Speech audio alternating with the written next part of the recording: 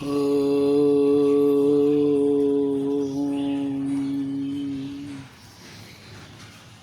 यात्रा की आज की कड़ी में बंधु हम कुछ आध्यात्म की बात करेंगे। आध्यात्म में पूरे दुनिया में जो भ्रम फैला हुआ है ईश्वर के संबंध में, ईश्वर कौन और भगवान कौन, आइए मैं अपनी बुद्धि के अनुसार और कुछ जो सभी धर्मों के सार तत्व हैं उसके अनुसार हम समझेंगे। विज्ञान की भाषा में जिसे एनर्जी कहा जाता है, आध्यात्म की भाषा में उसे ईश्वर कहा जाता है। ईश्वर और भगवान को लोग एक मानते हैं, जबकि दोनों अलग अलग है। पहला अंतर हमने देखा कि विज्ञान के अनुसार ईश्वर एक शक्ति है, आध्यात्म में उसे ईश्वर रूप दिया जाता है। तो ईश्वर एक शक्ति है और भगवान एक व्यक्ति है। जैसे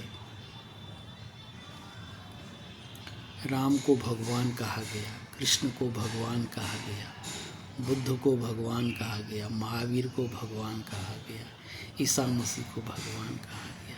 इस प्रकार यह स्पष्ट है कि ईश्वर एक शक्ति है और भगवान एक व्यक्ति है। दूसरा अंतर, भगवान जब व्यक्ति है तो उसका जीवन मरण होगा, लेकिन ईश्वर का कोई जीवन मरण नहीं होता है। वह अजन्मा है, उसे अजन्मा कहा गया है। सनातन धर्म में भी अजन्मा ही कहा गया है। अगर भगवान है तो उसका रूप होगा, लेकिन ईश्वर का कोई रूप होता नहीं, वो निराकार है। तो भगवान साकार होते हैं और ईश्वर निराकार होता है। तीसरा अंतर, भगवान को अंग्रेजी में गॉड कहा जाता है,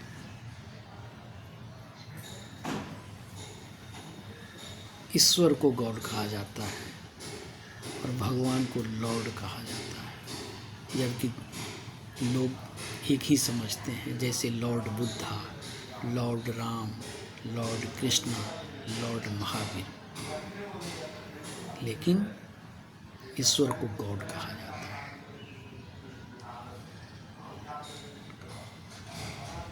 अगला अंतर, ईश्वर सर्वव्यापक है,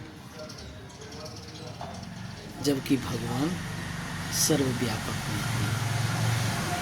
उदाहरण के लिए जो भी भगवान हुए, चाहे बुद्ध हुए, चाहे महावीर हुए, चाहे ईसा मसीह हुए, एक क्षेत्र विशेष में हुए, वे सर्वव्यापक नहीं हो सकते हैं।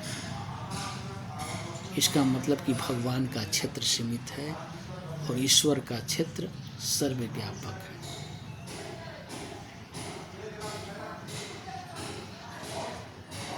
अगला अंतर, हम भगवान का जन्मदिन मनाते हैं, जैसे रामनवमी, जन्माष्टमी, बुद्ध पूर्णिमा, ईसा मसीह के दिन, लेकिन ईश्वर का कोई जन्म, चूँकि वो जब जन्म ही नहीं लेते हैं तो उसका जन्मदिन क्या मनाना।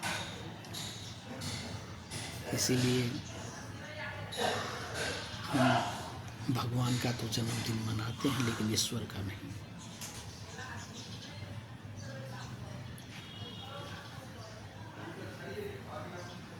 अगला अंतर, भगवान जब तक चूँकि शरीरधारी हैं, वो जीवित रहते हैं, तो उनका प्रभाव उनके शिष्य पर ज़्यादा पड़ता है। फिर बाद में उनके द्वारा बताए गए विचार और सिद्धांत को लोग फॉलो करते हैं। तो इस प्रकार भगवान के फॉलोवर संप्रदायवाद में चले जाते हैं, लेकिन ईश्वर के फॉलोवर को संप्रदायवाद नहीं कहा जा सकता है। भगवान जब तक जीवित रहते हैं, क्योंकि शरीरधारी हैं, तो उनसे आशीर्वाद प्राप्त किया जा सकता है, लेकिन उनके मरने के बाद उनका आशीर्वाद नहीं प्राप्त किया जा सकता। जबकि ईश्वर क्योंकि सर्वव्यापक हैं, सर्वगुण संपन्न हैं, तो उनका आशीर्वाद हमेशा जीवधारियों को मिलता रहता है। जैसे हवा, पानी, वातावरण सभी मुफ्त में सबके लिए बराबर है। इसलिए ईश्वर की आराधना करनी चाहिए। ईश्वर का चूँकि कोई रूप नहीं होता है, इसीलिए सनातन में कहा गया है कि तुमेव माता च पिता तुमेव बंधु च सखा तुमेव विद्या द्रविणं तुमेव सर्वं मम देव देव। सभी वही हैं, लेकिन जो भगवान होते हैं उसको माता पिता नहीं कहा जा सकता है, लेकिन ईश्वर को सभी का माता पिता बंधु बांधव सभी कहा जाता है। इस प्रकार हम देखते हैं कि ईश्वर और भगवान में अंतर है। लोगों को दिग्भ्रमित कर दिया जाता है कि भगवान और ईश्वर एक ही हैं। हम निवेदन करेंगे सभी ईश्वर प्रेमियों से कम इस भ्रम को मिटावें। फिर हम ईश्वर की आराधना कैसे करेंगे? ईश्वर की आराधना योग के माध्यम से। आप योग करें, मेडिटेशन करें, ध्यान करें, यही सबसे बड़ी पूजा है। बंधु, ये छोटी सी जानकारी हमने दिया है। हो सकता है कि आप सहमत भी होंगे, नहीं भी होंगे, ये आपका चॉइस है,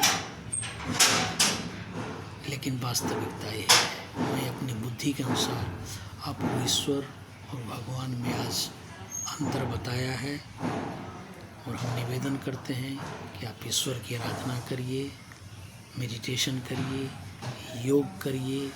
अगर पहली बार आप मेरे चैनल पर आए हैं तो आचार्य विजय योगा ज़रूर सब्सक्राइब करिए, शेयर करिए। इस तरह की जानकारी आपको मिलती रहेगी। हरि ओम।